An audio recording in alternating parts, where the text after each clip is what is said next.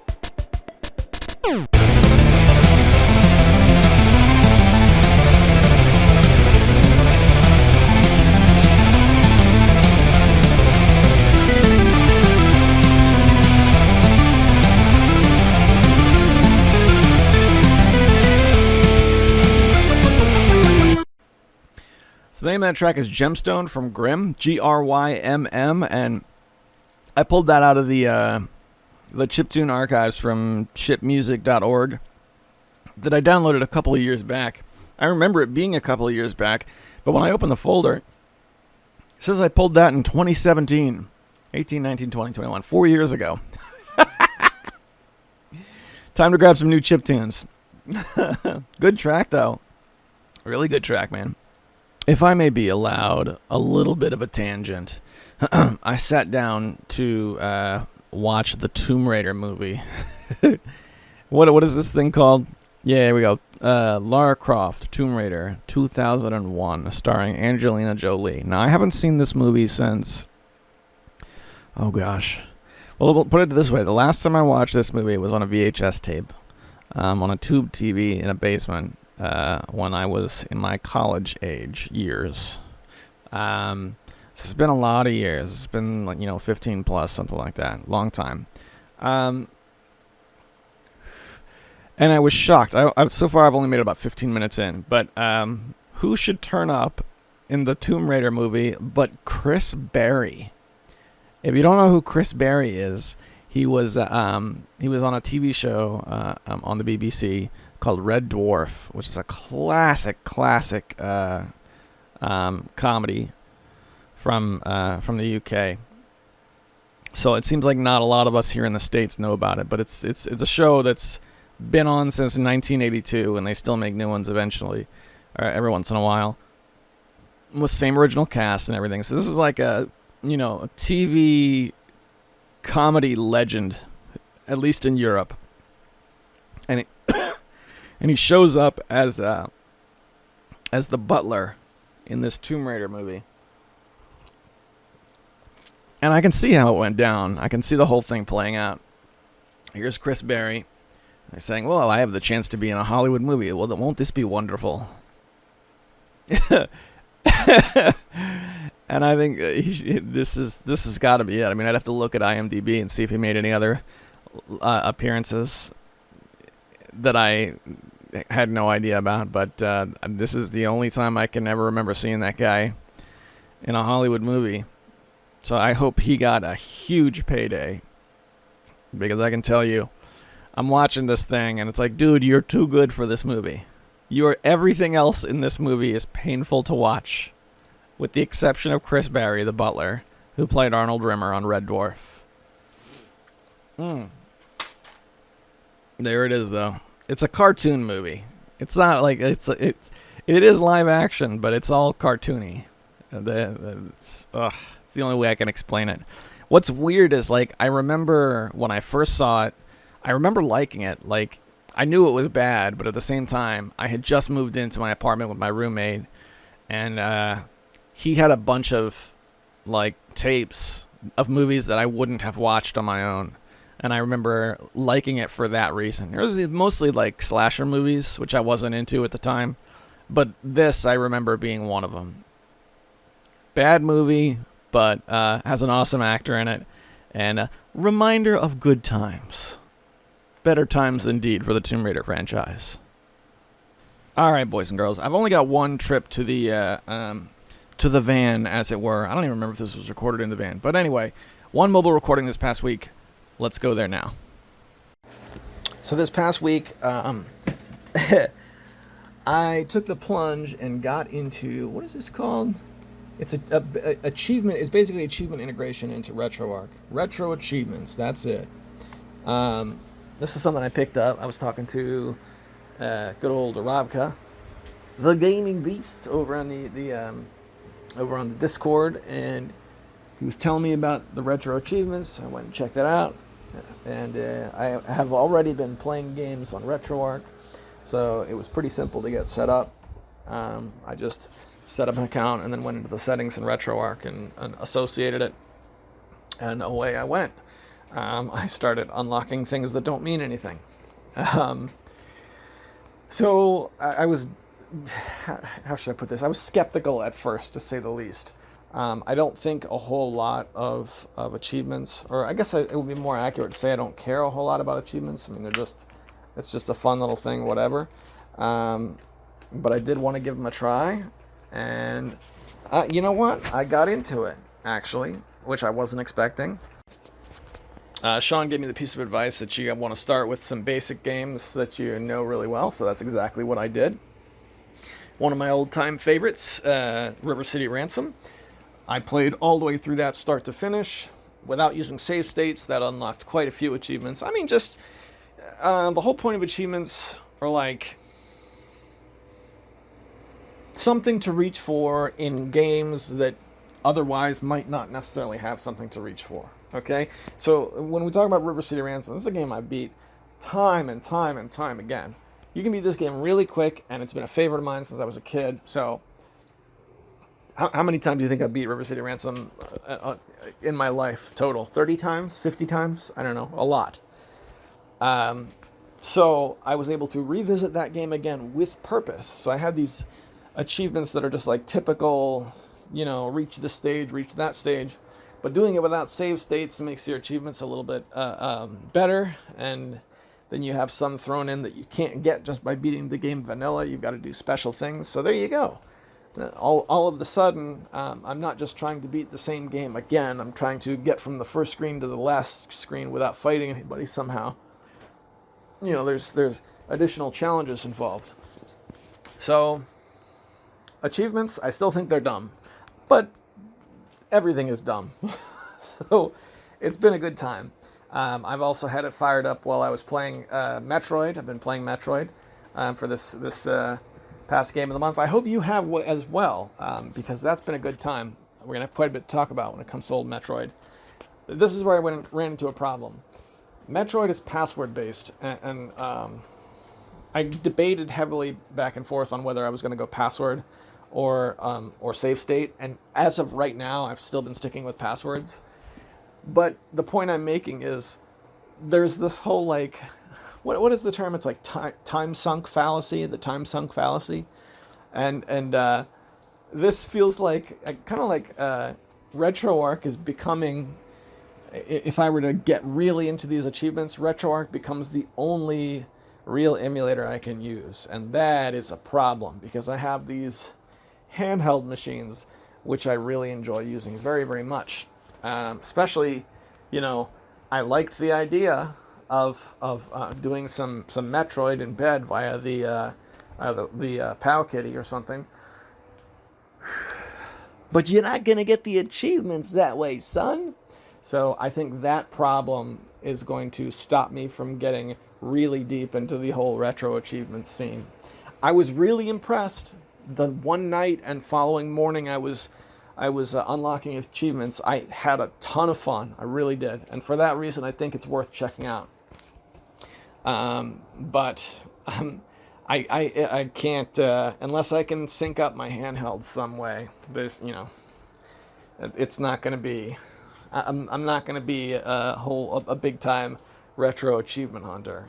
I will say I think it's more fun for me because I have two people that I'm pals with that are signed up and, are actively playing and getting achievements and stuff. If I was playing this alone, I probably wouldn't see much use in it. Not being able to really compare my profile with anything except for like a global database.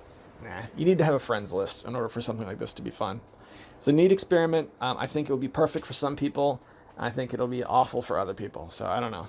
I feel like that isn't very helpful, but that was the experience I had with retro achievements.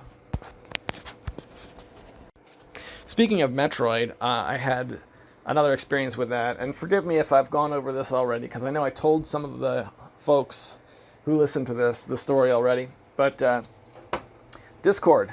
Been hanging out in Discord off and on, and I went over to the Retroware TV Discord, because their Discord is not that old. They just started like late last year or something, I think, if I understand this right. I went over, and sure enough, there was Kevin Willem, I think is his name, from Retroactive, was I think the show he used to run. And so that was cool. I actually really enjoyed seeing that they still had somewhat of a community up and kicking, because at one point their website had just kind of shut down. I mean, it was still up, but there hadn't been anything posted on it in a year plus. Now it looks like it's up and running again. But so I went over to Retroware TV, started talking. Hey, what's going on, guys? What's everybody playing? And hey, Metroid was my pick. And Kevin's a big Metroid fan. He's like, what are you going to use, safe states or passwords? And my answer was passwords. Or no, excuse me, safe states. Because I'm in my 30s. I just don't have that much time left anymore. I wish I had his response in front of me. He's like, whoa, what did he say? Curb your expectations, my man. Use them passwords. And the reason he gave was... he said, using save states will make the game feel much less epic than it actually is. This is a big fan of the old Metroid series, and I was kind of on the fence about it. I don't know. The only thing about using passwords that really appeals to me is, since I have several different machines that can play Metroid, using passwords makes it so that I can port that save from machine to machine very, very easily. And that's a practical usage, which is fun. I just think that conversation was kind of funny. Curb your expectations, brother.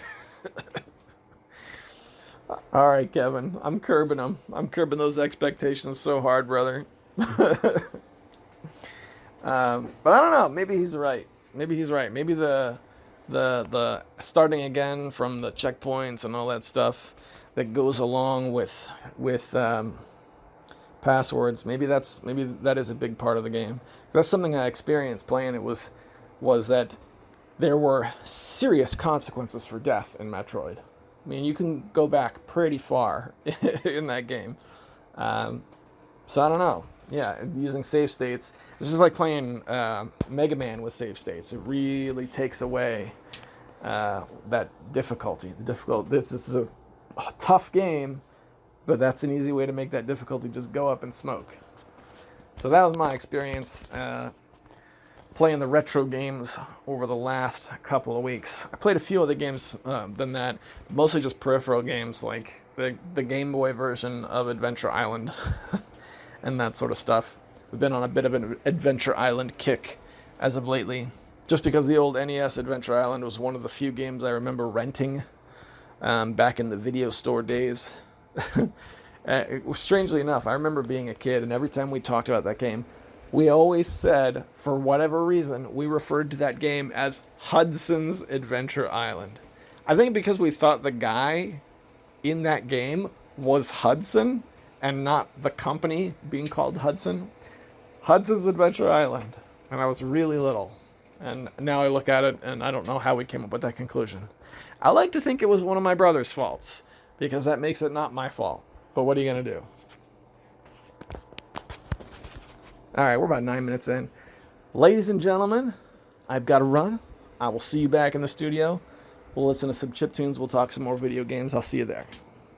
Back again in the studio. Yeah, no trips to late-night fast food in my struggle to stay healthy. If you want to friend me on the retro achievements, Tiger Claw TV is the name of my account. Also, I opened up a Discord for old TCTV. Oh, hang on. Let's see if I can get rid of the static. There we go. Is it better now? Yeah, I finally opened up a Discord. I've run like 4 or 5 small little tiny Discord servers for these little niche things. Tabletop role-playing, RPG Maker, a game called Blood Sports TV that I like a lot. So I finally decided, let's just make a single one, and we'll kind of merge them together. That way I can open one for CME, the record label that I run, as well as here on TCR. Discord is where I find myself hanging out, even when I'm on my phone and not able to chat. I've been poking around, and just... to be honest, Discord feels like Yahoo Voice Chat did in 1999. That's what it feels like. So I've been enjoying it. Decided to open up my own server. A lot of the usual suspects are there. It's a good place to dump screenshots if you've got one of these devices you can play retro games on. Or hey, even if you sit in front of your TV, take a photo of that screen and post it in high scores, and we can jam some high score battles that way. I loved doing that back in the Retroware TV days, their high score battles. And we did it a little bit here over the years on TCR, but it's not sustainable. It's one of those things that pops up every couple of years, and then we're able to do it for a few games, and then it dies off. I think it might be time to do that again. So let's rally around Discord so we can do some gaming and have some high score challenges. In the meantime, let's go back to the archive and hear another chiptune. Stick with us. You're listening to Tiger Claw Radio.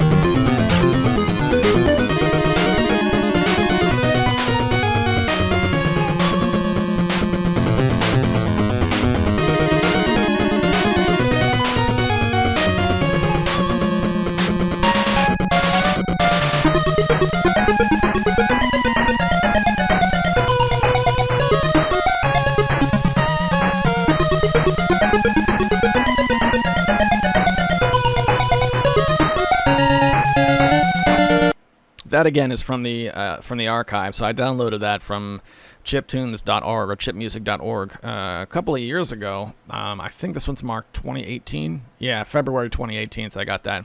The name of the song is The Meeting, and it's from ESOT Guild, ESOT-GUILD, ESOT Guild. And it was a free MP3, so it's got to still be up there because chipmusic.org is still around. So I don't have a link handy I can stick in the comments, but if you head over to chipmusic.org and look it up, it is there for you to check out. All right, we're about 21 minutes in. This is a part of the show where I like to thank the sponsors. This is a Patreon-sponsored program, and to the individuals who give their resources to make sure TCR comes back every single week, I offer early access to the show. It comes out on Wednesday for these folks, and it comes out on Monday for everybody else. And I also offer some Patreon-exclusive content. We played Metroid on Patreon this past week. We were able to see my first return to the game in many, many, many, many years. As well as the Monday Night Morrowind series is also over on Patreon. And finally, I read off the names of the supporters in sort of a hall of distinguished gentlemen. And they are Hemrock, Tecmoballs, Darabka, and Eric Controller. Thank you guys so much for supporting TCR, and I hope you're enjoying the party. Coming up next, we have an old gag that's pretty simple. When TCR first started back in 2009, when no one was writing into the show, I used to just read messages off the internet and pretend they were written into the show. These days, I do it as a gag to just put my ear to the ground and see what people are saying. But let's see what the internet has to say. The first one I have is, Dear TCR, what's some examples of a time when a spin-off was better than the actual game? And the example this individual gives is the Pokemon trading card game. Great example, Pokemon trading card game for the Game Boy Color. If you've never played it, it's really good.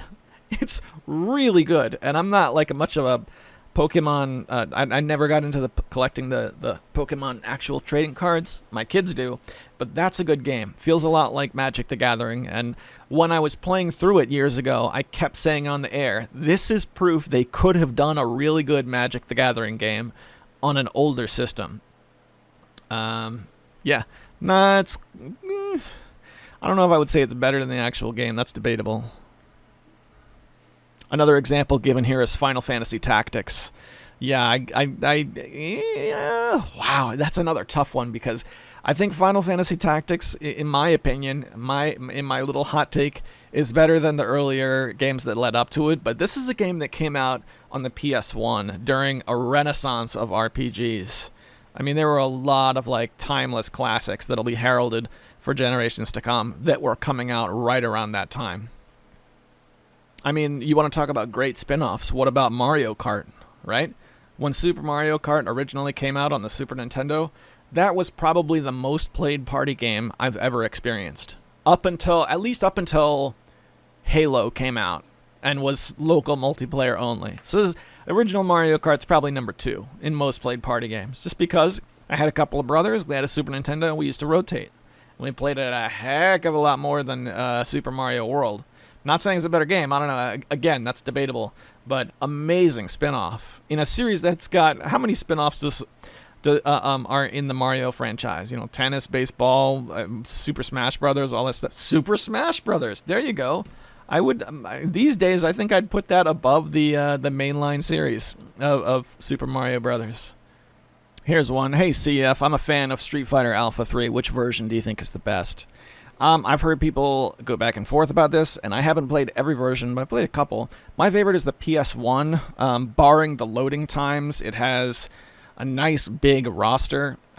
People I've spoken to tend to prefer the MAME ROM and just play the good old-fashioned arcade version. But I like the bigger roster of the PS1 version. Other people have touted the PSP version is the best because it has the most characters. I don't know. That's just what I read here. Excuse me, in the responses.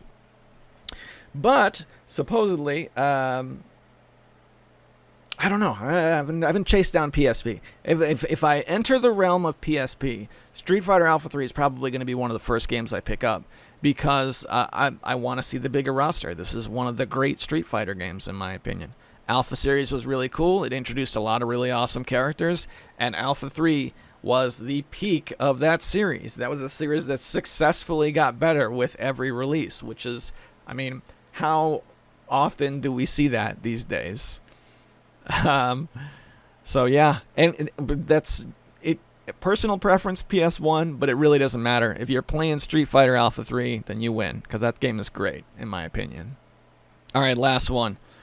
Hey CF, I'm playing Blood for the first time. I'm on the 3rd episode and it's amazing. The first episode is perfect, the 2nd episode is great too, and from what I played of the 3rd, it's just as good. I like it more than Duke 3D because the levels make more sense than some of the Duke 3D cryptic crap. The weapons are cooler, enemies are more interesting. Base game is better than the greatest of all time OG Doom, but it doesn't look like it has many quality mods. What do you think? Yeah, Blood is a great game. It's when you compare it to Duke 3D, Duke is clearly like a little bit more beloved, and especially now since Gearbox completely swept Duke 3D under the map. Like you can't get the old Duke 3Ds anymore. Well, I guess that's not true. They re-released it again, but I don't know. Duke's taken some abuse in recent years. The original Duke 3D had this thing where you have to find the secret to escape the map, and I hated that. It's not the only game that does it. I mean, even Doom 2, towards the end of the game, you got to find the secret to get out of the map. Whereas with Blood, at least what I played of it, because it sounds like you played more of it than me, a lot of it made sense. They used, with Blood, I saw them use like scripts and events to make the maps feel alive more than they did in other games. Shadow Warrior is another game that did this really well. Like, for example, in Blood, there's that one level where you end the level on getting on a train, and you start the next level on a train. There's a train level. You can jump off the back and you'll die. You can see land moving really quickly out the windows and stuff. That is, technologically speaking, a great level. I like Blood. It's a great game. The thing about Blood is that it never had the source released. And that's one of the things that really made Doom great, was not so much the game itself, although the game is great. It's what the community did with it after the fact. And because of the source issue, Blood was never, it didn't have a chance to really be great in that department. It could have been.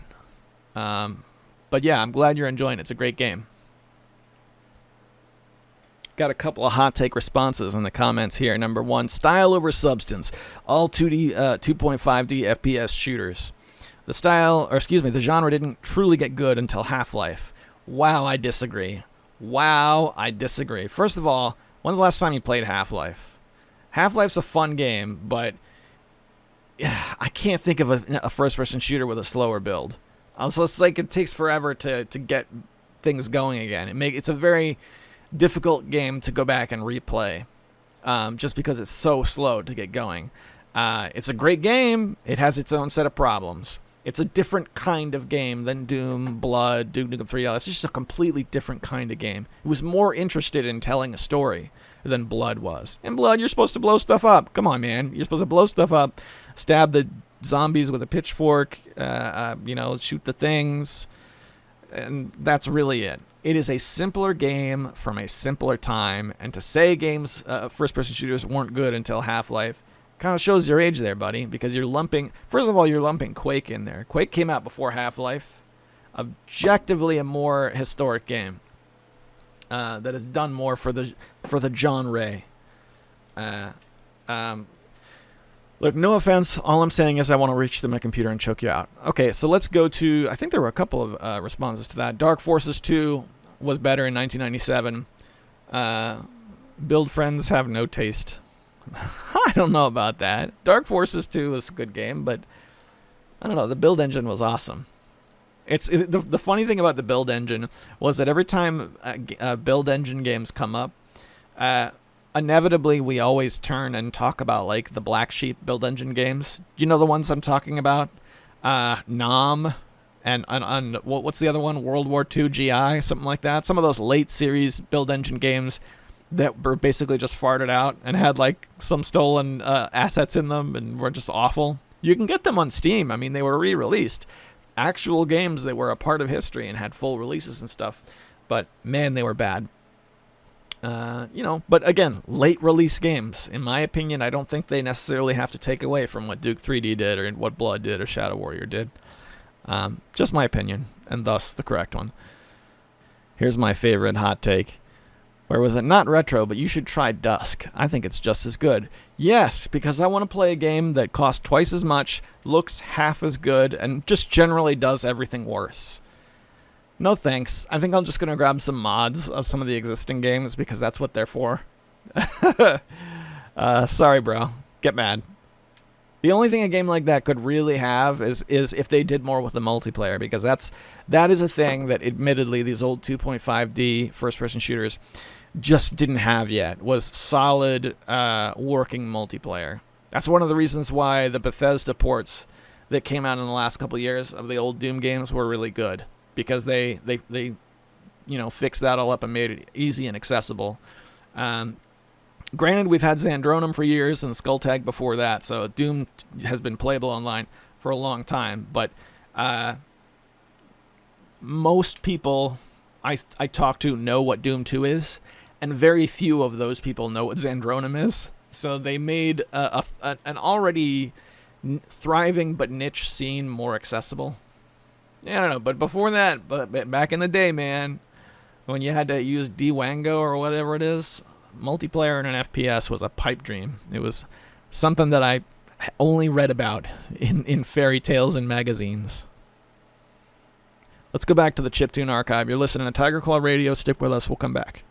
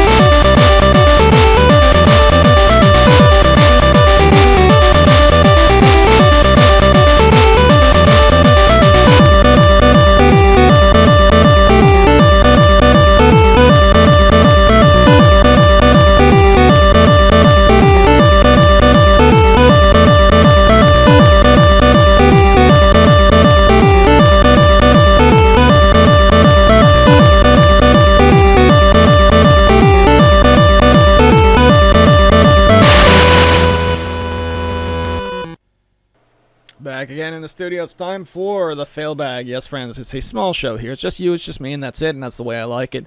Let's talk. So this is not stuff from around the internet. These are now the real comments that individuals have written in. Now you can go to YouTube and leave a comment. That's probably the best way. But if you know me personally and you're worried about the YouTube like algorithm, whatever, how it filters comments sometime for no reason, then you can email me personally or the Discord. The Discord is great for it. Just head over to the Discord, shoot me a DM, or leave a comment somewhere, and it's liable to be read on the air. All right, so let's jump back about a week. Got a few things. Last week was the Making Chiptunes episode 385. We talked a little bit about the struggle to understand LSDJ and Nanoloop and whatnot. And Death Adder writes, I feel like every drive-through I've been through in the past several years takes no less than 20 minutes. It didn't used to be that way. What's the conspiracy here? Also, if do you remember when a McDonald's double cheeseburger was only $1? That was the peak of human existence, in my opinion. I've been slamming a lot of Sonic cheeseburgers these days, and since there's one pretty close to me, you should incorporate those into your health downward spiral. You can add cherry flavoring to your Sprite and get tater tots. Tater tots, bro. I might just fire up Metroid tonight. I've also never given it a fair shake. And right now, I'm completely gameless. I finished my 10-year struggle to get through Duke Nukem Forever. The game is that is 50% fun humor and babes and 50% a clunky doo-doo shooter. 3 attempts over 10 years, but I finally finished it. Swingle responds, 10 years is like forever. It's even longer than Christmas. That responds, it's a pretty long time.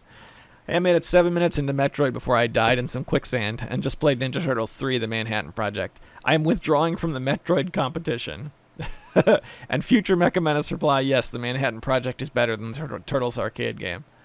Wow, shots fired. All right, I don't blame you about Metroid. Okay, so here's the thing I've learned about Metroid thus far. Definitely, even for the time, considered hardcore. Because the platforming itself and the combat, I mean, is rough. It's not easy. It's taken practice to get used to. But then having to navigate blindly on top of that, those are both challenges that people can do, but this one has them meshed together, thus making it, in my opinion, even for an NES game, pretty hardcore. But I'm hanging in there myself. I don't hold it against you at all for hanging up your I don't know, Metroid helmet, whatever. But yeah, thanks for giving it a shot. Swingle replies, SNK All-Stars is not the same as King of Fighters All-Stars. They are both Android games, but King of Fighters All-Stars is a 3D fighter, while SNK All-Stars is a 2D strategy game that replicates a fighter. I'm playing SNK All-Stars on the TV box. SNK's marketing is bad since they have 4 different games that use their license and play radically different but use similar titles. Alright, I am opening a new window. I'm going to install that this afternoon. I think I've seen that while clicking around but never tried it. He goes on. The Google Play Store already suffers from planned obsolescence. With every new version of Android, they disable the old Android up to an arbitrary limit. For example, you can't connect to the Play Store prior to 6 or 7. I forget which one, but I know my 4.4 phone can't connect, even though it used to be able to still. Still, because you can download APKs from anywhere, at least you can download your stuff from another source and use it. The bigger issue is that Android behaves identical to DirectX. After a certain version, they decided to disable the old code running from the operating system. Version 4.4 is the breakpoint for stability, but the bulk of games that were designed under version 2 operating system are not allowed to run. You already need a DOSBox-esque emulator for Android games, but thankfully, it's easy to do on the computer. Yikes. I've got to read up on that. That sounds pretty rough.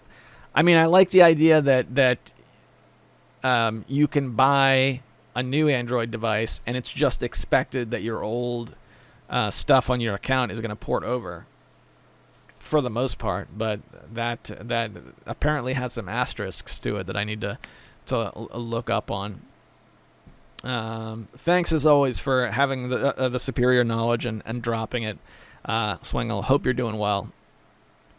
Coming up is Mecha Menace, who checks in. Mecha Menace, my boy. Always good to hear from you, brother, no matter what they say. I think you're spot on about games and their prices and how we regard them. Being that we followed the retro market along the way, it's difficult to separate our feelings associated with a game we remember. Clearly, seeing it on clearance for $10 new, sealed, because nobody wanted it, and now going over for 1,000 sealed like Color a Dinosaur on NES. Who wants Color a We have a strong tendency to regard them as playthings or mementos. Slowly read. It's not the fresh maker. Yeah, not Mentos. Mementos. However, their exponentially increasing in value means they aren't disposable or ephemeral because we need money, lots of money, to exist in this society. People take time to mull over relatively expensive purchases. I wonder if comic collectors feel the same when suddenly their wall book was more than a piece of paper they wanted to read, but an auction item that hit hundreds or thousands, and condition was all that mattered. As a kid, I remember wanting $60 to $80 to spend on Amazing Spider-Man 300 so bad. Then I didn't. Marvel republished their books in large volumes as well as milestone issues. That content wasn't locked to a single issue in a comic book store. Today, it's easier for both comic and video game enthusiasts to get the experience of these items, since facsimiles are now readily available via PDF or ROM files, respectively. I believe there's sentimental value still wrapped up in physical items for true believers, but they really are fighting it out with people who only need these things as assets in a way so they can see a return if they sit long enough. I admit I've done this. Toy collectors have it worse, though. There's no virtual play, pose, and experience that emulates the physical prop in your possession. I don't know, bro. I think the hentai games are going to get there first when it comes to emulating toys. Good insight as always, Mecha Menace. I appreciate it. Good to hear from you. I also get the distaste in my mouth when I hear about games like Color a Dinosaur going for tons of cash.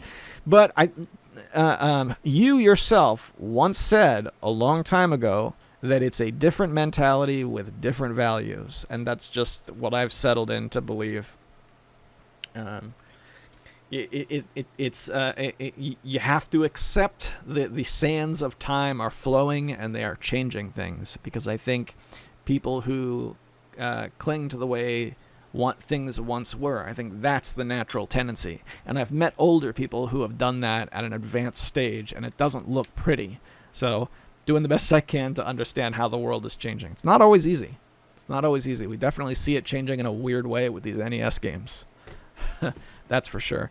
And you're right. It is difficult to see like something you used to have go for a lot of money. But I also think that's a pretty common experience. I mean, we were alive in the early 90s and late 80s, and a lot of those everyday things are expensive now. And the reason why they're expensive is because there's not a lot of them around. You know?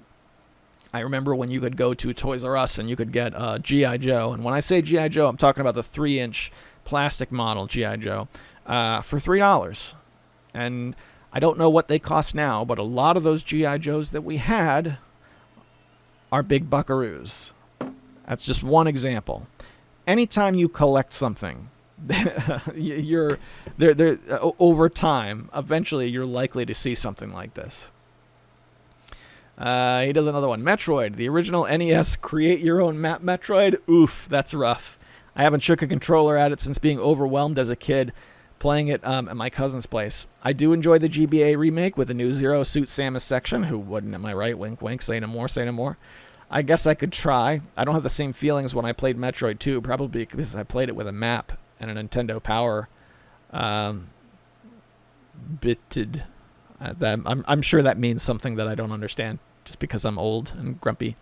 By the way, isn't Metroid 2 the scariest of all those games?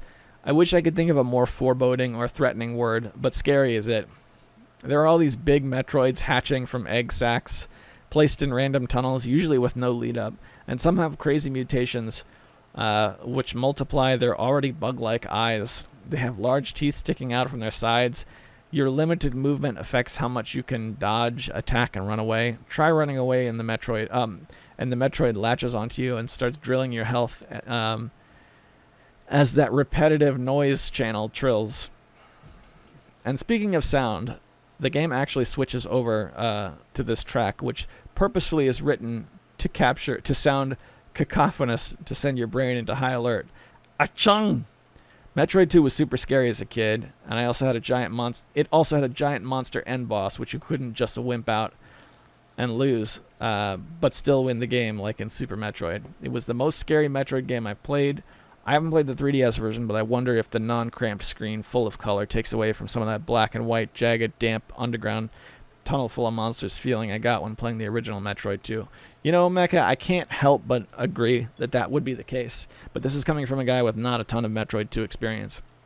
Interestingly enough, Metroid 2 was one of the games that my older brother had around when we were kids, but at that time on the Game Boy, it was sitting right next to Zelda and the Mario Land games, which a young CF, those way more had my attention. So I think I played Metroid on the Game Boy all of one time as a kid, maybe.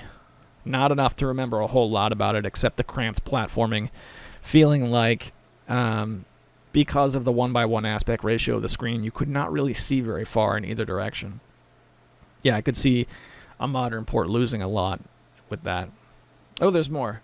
I'm surprised the Retroware core for SNES doesn't fully support Tetris Attack of all games. Have you and your wife tried any of the later Panel Depon Tetris Attack games? You have a TV-ROM machine now. Maybe you might enjoy them. I know that there's at least one for the N64. I think there's also some on the Game Boy Color. By the way, you two may enjoy Tetris Battle Gaiden for the Super Famicom. Do you guys like bat and ball games like Breakout or Android? I do, she doesn't. As far as other Panel Depon games, we put a lot of time into Pokemon Puzzle League, which is very much a Panel Depon game. That's a Nintendo 64 game. I should try that. Yeah, I should try. I kind of wrote off Nintendo 64 because, by and large, when people talk about emulating N64, it's like they want to emulate Ocarina of Time, it's Mario 64, GoldenEye, those sorts of things. Whereas Pokemon Puzzle League, despite being on the N64, 2D all the way. That might work when some of the other games wouldn't. We bought that game.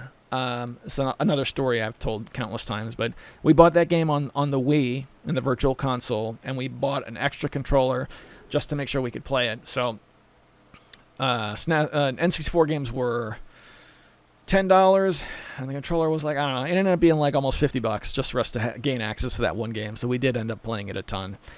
Game Boy ports.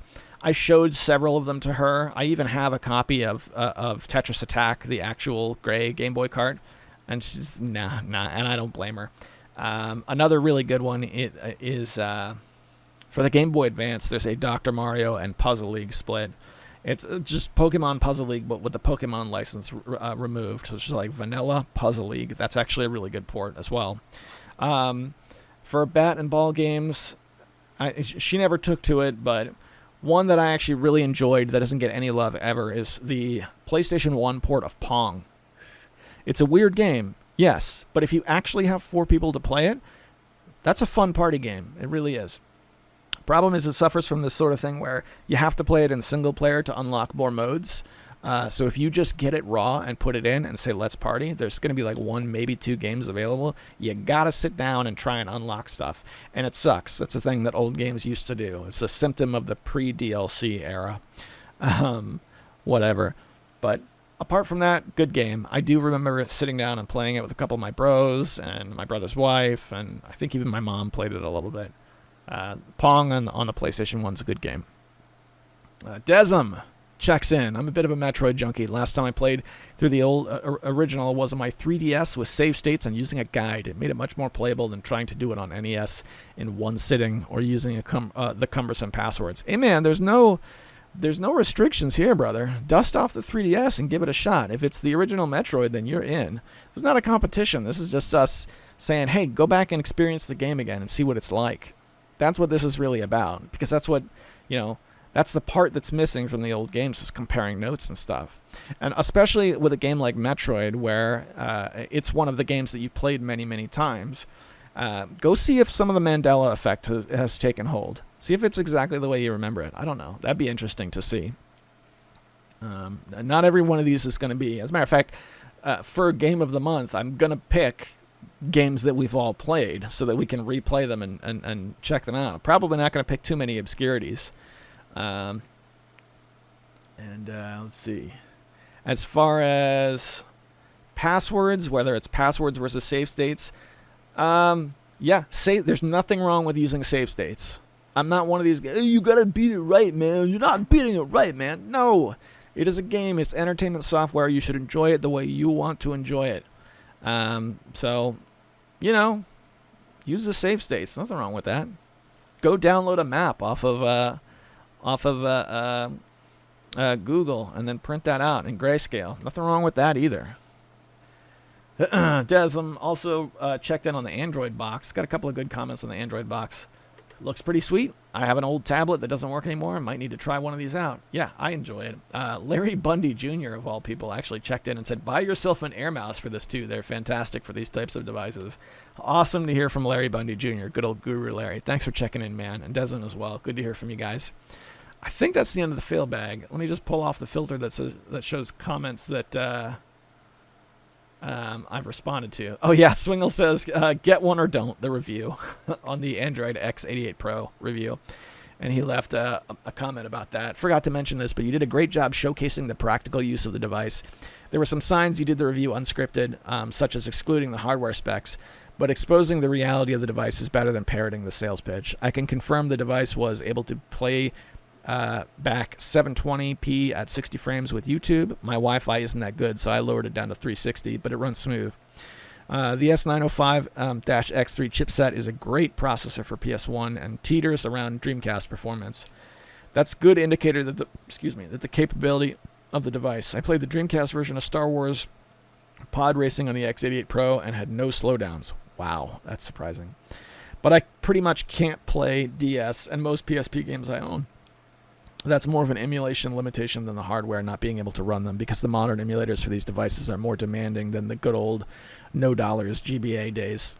Thanks for being inspired to talk about the machine we bought into. It's been a decent experience despite the initial setbacks with Google Play. Yeah, thanks, man. That's good to hear. I appreciate you coming with the knowledge in terms of the specs, because to your point, that was absolutely unscripted. I just was like, I was more interested in just saying, hey, here's this thing I talk about a lot. If you want to see it and see what it looks like, that's it.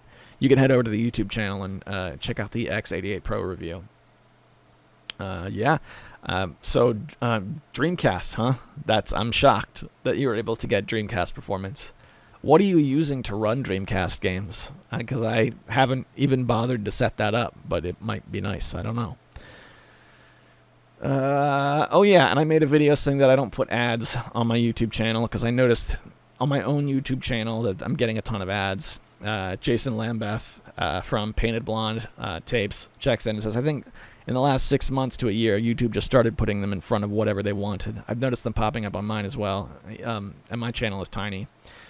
Yeah, again, it's whatever. I don't like it, but there was a thing where I would see small channels. This is once upon a time when anybody could do ads. I would see small channels that would have ads, and it's like, really, bro? You're expecting to make money from this? Another one is like, when you make a video about somebody dying, such and such a person passed away and they had this impact in my life, it was always considered bad form to put an ad on that kind of video, at least in my opinion. And so now, if I make a video like that, it's going to have ads no matter what. And it's like, look, they're there, but I didn't have anything to do with it. That's just how it is now. So, I don't know. What are you going to do? Is that everything I actually responded to? Give me a second here. Let me just sweep the comments one last time.